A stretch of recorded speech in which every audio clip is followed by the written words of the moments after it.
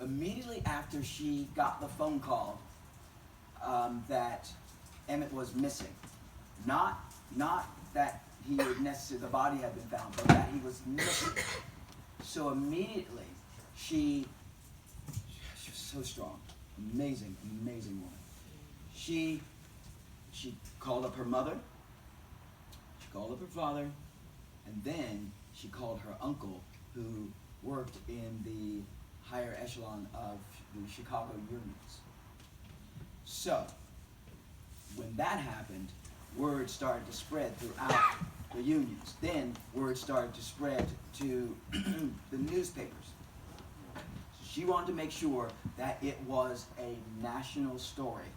This is before they even called to say that the body had been found.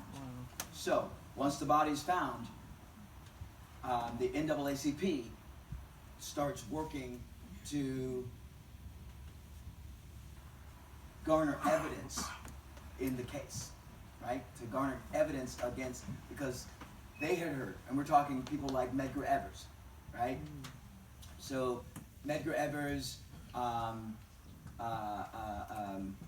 Fannie Lou Hamer, and a few other folks, because of the suppression of the information.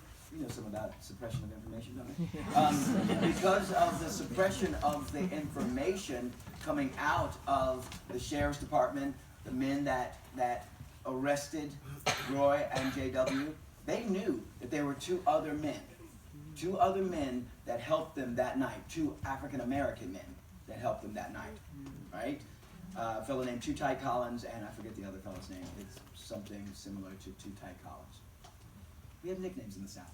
So those men helped, along with, and we only know this particular part now, along with the brothers of Roy and JW. So they're other brothers. The reason we know that is because of Carolyn Bryant's pseudo-confession that is published in The Blood of Emmett Till by Timothy Tyson. Those men also had whispered, we were there, he was dead, blah, blah, blah. But then the sheriffs arrested them. It was unknown that they had been arrested or were being held. They were being held throughout the trial, so they could not be witnesses. Again, we know something about that, right? They were being held, and the only way that the NAACP and other organizations were able to find out this information is that they disguised themselves as tenant farmers. They went out into the fields to pick cotton, and they would ask, you know any information about it? Have you heard any information about it? You might not know any, because they knew that if they just went up to a house, that's a death sentence. It was a death sentence to do that. And so they did not. And the way they found out information, the way they garnered information, was to go out into the fields and disguise themselves. So a lot of what the prosecution had to work with had come from not just the NAACP and Medgar Evers and so on, but also reporters from the Chicago Defender.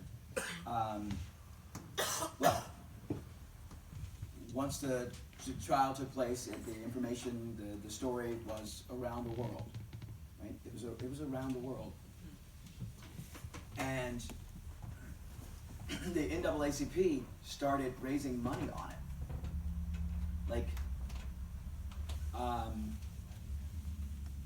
on, I believe it was April of the following year. So after the verdict, April of that following year, Mamie Till, Rosa Parks, and a few others, I forget, were in Madison Square Garden. Thousands of people. Now, at that point, Rosa Parks had been well known because of what she did in December of '55. So this is '56. They're still making so much money through donations, and Mamie Till is speaking publicly. So what I'm getting at and you'll find this information in the blood of Emmett Till.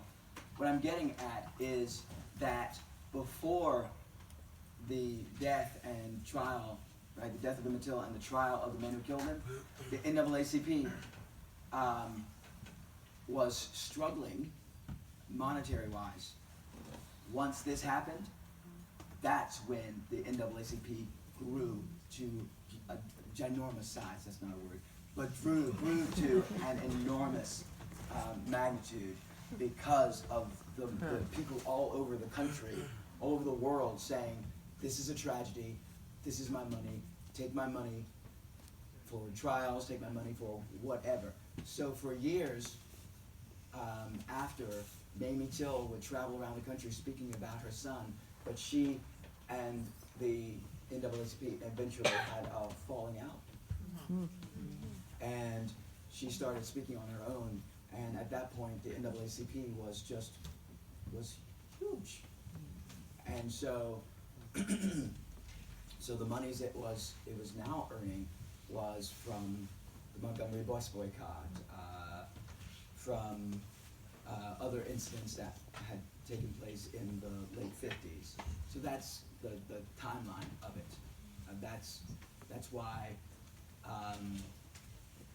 in later years we didn't hear as much about the Emmett Till story, because she was more or less by herself speaking publicly about it. She didn't have a large organization behind her.